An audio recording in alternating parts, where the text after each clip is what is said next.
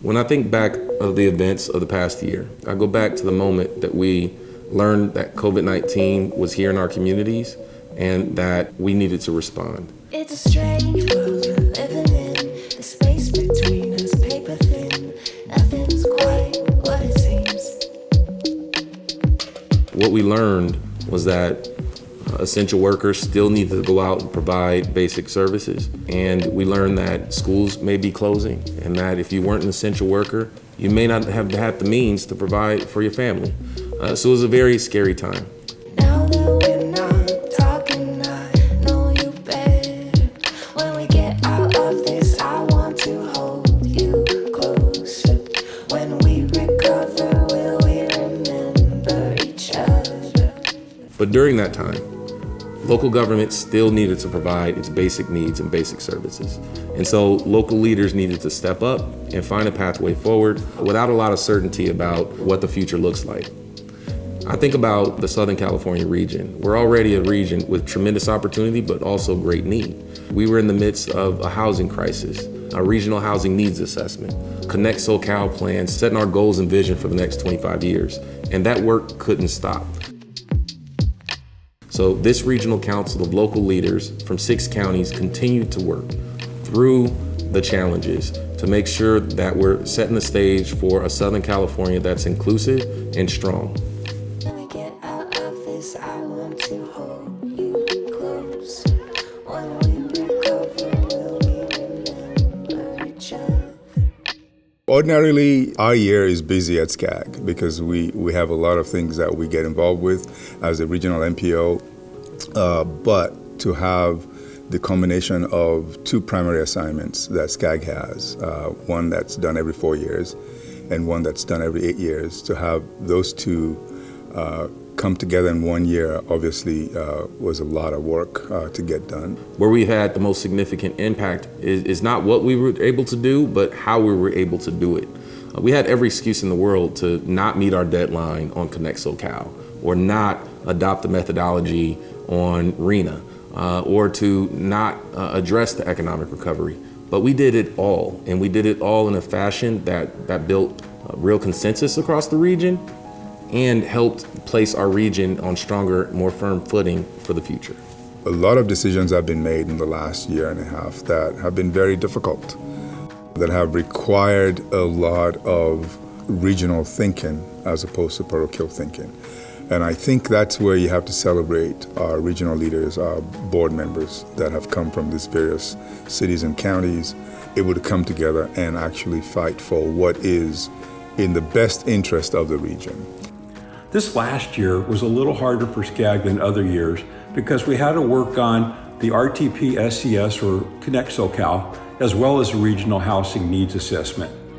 You know, this plan is almost a $500 billion plan, planning out the regional transportation needs for the next 20 years.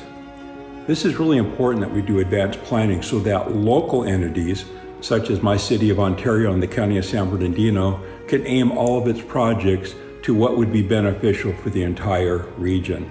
This year, we developed and adopted a final allocation plan for this 6th cycle regional housing needs assessment, which will help cities meet anticipated housing needs in the 6-county region over much of the next decade.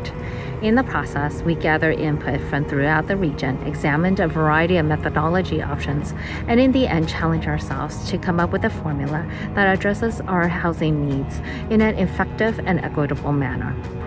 And now, SCAG is focused on providing communities with the technical support it needs to meet that challenge. During this past difficult year, SCAG staff has really stepped up to develop tools that we can all use in our cities and our counties to deal with complex data that we need to make better plans and figure out how we're going to get to where we want to go, including the regional data platform. The housing element parcel especially directs us to solutions for our housing challenges. Additionally, we have COVID vulnerability indicators dashboard, again, helping us figure out how COVID has affected our communities, which particular segments are really having challenges, and what we can do when we learn where those challenges are. So with this technical assistance that our brilliant staff has come up with, we can work better for a better future for all of us with our different challenges.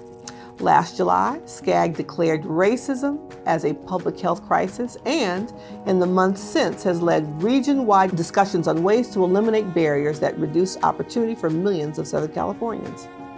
The results of this effort include a draft framework for the agency's action plan on racial equity and the development of an inclusive regional economic recovery strategy. For Southern California to make a true recovery from the devastation of this public health and economic pandemic, we need to close this historically large racial equity gap and factor in the importance of long-range planning for transportation and land use in creating more inclusive communities. Research is always a big part of what SCAG does. But this year, COVID changed our lives in ways we could not imagine. As a result, many of our studies took on a new sense of urgency. Some of these studies included an early preview of the economic impacts of COVID on the region, a last mile freight study addressing the very real surge in both business and home deliveries, an analysis of changing transportation demands, and a sophisticated economic forecast that illuminates the need for an inclusive economic recovery strategy. One of the biggest successes this year has been in the support we've been able to give at the local, city, and county level. Millions of dollars in funding are being invested across many different areas of land use and transportation planning. Some of these include a series of local technical assistance programs that will invest nearly $65 million in local plans and programs. A sub-regional partnership program allocating $23 million to local governments to prepare and implement local housing elements. The Sustainable Communities Program, which is supporting projects in the areas of active transportation and safety, housing and sustainable development, and smart cities and mobility innovations. We also have the 28 mini grants awarded through the Go Human campaign to fuel community active transportation, safety, and engagement initiatives. We have multiple programs geared towards accelerating urgently needed housing production throughout the region. All of this local level support is emblematic of the collaboration and partnership that is so central to who SCAG is. A win for our cities, a win for our counties, that's a win for SCAG. It's a win for the Southern California region, and that's what we're here to do. The COVID year, as I call it, the year 2020, taught us a lot of things. And we did a lot of things that we had not done before. And so it's been a very instructive year for us to, on one level, to find that we have capacities that we didn't even know we had. But I just want to be very grateful for all of our stakeholders hanging with us, being with us through the changes in our processes and approaches to our work. All of them, I think, were able to adjust to the new beat that we sort of began to dance to at SCAG. SCAG has the opportunity to help shape the future for Southern California.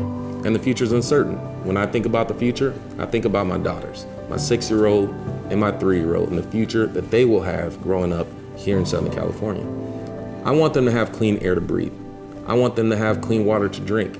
I want them to have access to affordable housing and jobs, education, economic opportunity. And we want this for all of our children. These are things that we all agree on. And as long as we continue to focus where our interests intersect, the future of Southern California will be bright.